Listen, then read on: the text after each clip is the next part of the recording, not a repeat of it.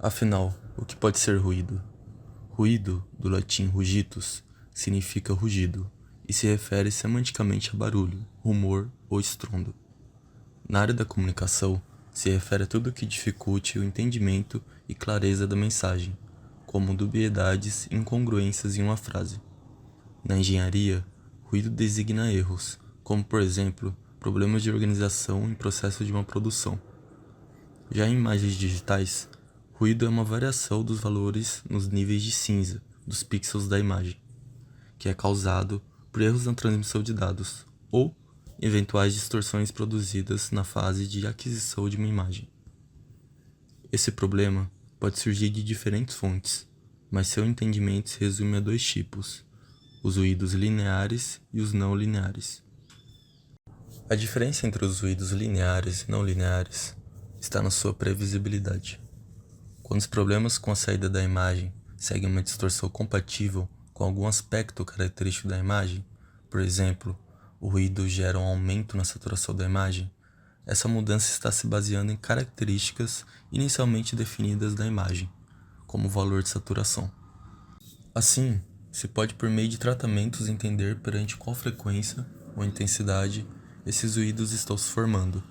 Já quando eles não são lineares, a origem do processo de comprometimento da imagem não segue uma tendência, pode ser esporádica e aleatória, quando olhamos para o sistema interno do processamento de imagem, dificultando muito o tratamento dessas imagens, pois os eventos não alteram linearmente algumas características da imagem.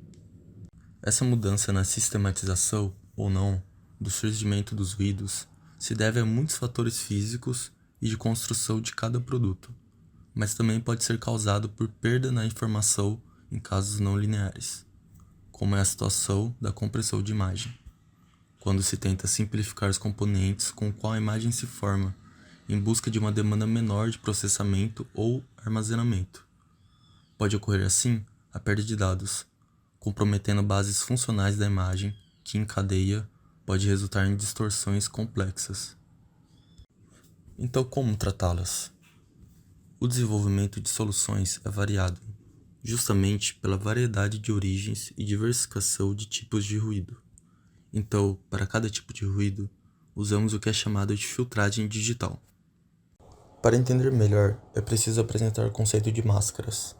As máscaras fazem parte do processo de filtragem da imagem, e nada mais são que matrizes que são alocadas em cima da imagem original, com determinados valores que servem como parâmetros para definir o valor do pixel com ruído. Tentando simplificar, é como se tentássemos dar um novo valor ao pixel, analisando os pixels ao seu redor e tentando achar uma lógica entre eles, combinando-os e gerando uma nova imagem, agora mais homogênea e com menos ruído. Com menos ruído, porque em operações mais complexas, normalmente se utilizam várias máscaras para um resultado eficiente. Para melhor compreensão dos resultados dessas aplicações e de algumas diferenças entre ruídos e suas filtragens, vou trazer um exemplo de ruído linear e não linear. O primeiro se trata do ruído gaussiano, que talvez seja a primeira imagem que vem à cabeça quando ouvimos a palavra ruído em um ambiente digital. O ruído gaussiano é a clássica opção noise em software de edição de imagens e vídeos, como o Photoshop, onde se deixa a imagem uniformemente menos contrastante. Atualmente, é muito usado no design gráfico e na arte gráfica, como filtros em imagens sem ruídos, para diversos efeitos, seja de sensação da texturização ou mesmo dispersão da nitidez da imagem, em conjunto com outros filtros, como o blur ou desfoque, que visam a perda da renderização em prol de outros aspectos de composição da peça gráfica. Primordialmente, o efeito gaussiano nas imagens digitais, antes de ser desejado, era gerado por problemas de temperatura, iluminação ou transmissão do processamento das imagens. O modo simples de filtrá-lo é utilizando a técnica de filtragem de média, que consiste em gerar um quadrante para a máscara, definir pixels vizinhos ao pixel que será alterado, calcular a média de todos esses pixels vizinhos e depois substituir o valor do pixel pela média calculada. E claro, repetir e repetir esse processo por todos os pixels da imagem. Esse tipo de filtragem traz muitos benefícios, como a baixa necessidade de processamento da imagem. Entretanto, acaba por suavizar a imagem, fazendo com que ela perca parte da sua nitidez. Bem, agora como exemplificação de um processo não linear, quero trazer o ruído de sal e pimenta. Esse ruído consiste na mudança aleatória de alguns pixels para um valor de cinza máximo ou mínimo, assim deixando pontos pretos e brancos distribuídos na imagem. Daí então a atribuição de pontos de sal e pimenta.